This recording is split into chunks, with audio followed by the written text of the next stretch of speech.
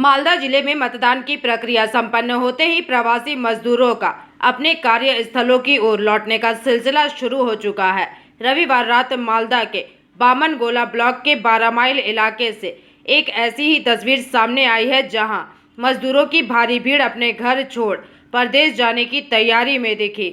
जानकारी के मुताबिक रविवार रात 12 माइल इलाके से एक साथ 15 बसें रवाना हुई, जिनका गंतव्य हैदराबाद था। इन सभी बसों में प्रवासी श्रमिक सवार थे, जिनमें से अधिकांश मालदा के बामनगोला और हबीबपुर ब्लॉक के निवासी हैं। बसों में सवार श्रमिकों से बात करने पर उनकी लाचारी और उम्मीदें दोनों ही सामने आई। इस बारे में उन्होंने अपनी बातें रखी।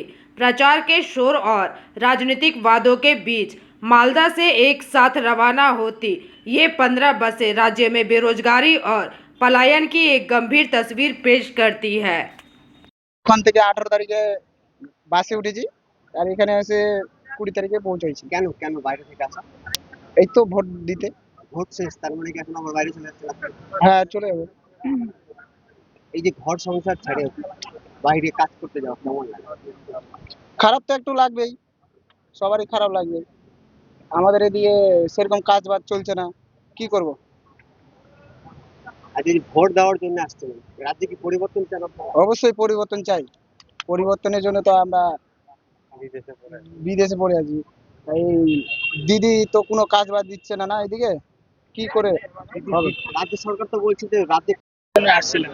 ভোট শেষ, এখন কি চলে যাচ্ছেন আবার? হ্যাঁ, ভোট শেষ হয়ে গেছে, বাড়ি থেকে এখন যেতে হচ্ছে। কেন আমাদের রাজ্যে তো কাজ আছে, কাজ যে কাজ আছে ওই কাজে আমার পয়সা হচ্ছে না। এদিকে 400-500 টাকা দিন হচ্ছে, আর ওখানে গেলে আমার 1200-1300 টাকা দিন পাই। তাতে আমার ফায়দা ভালো। এবারে আমাদের পশ্চিমবঙ্গের থেকে বাইরে বেশি টাকা দিচ্ছে। হ্যাঁ, পয়সা বেশি আছে। আপনারা কোথায় যান বাইরে কাজ করতে?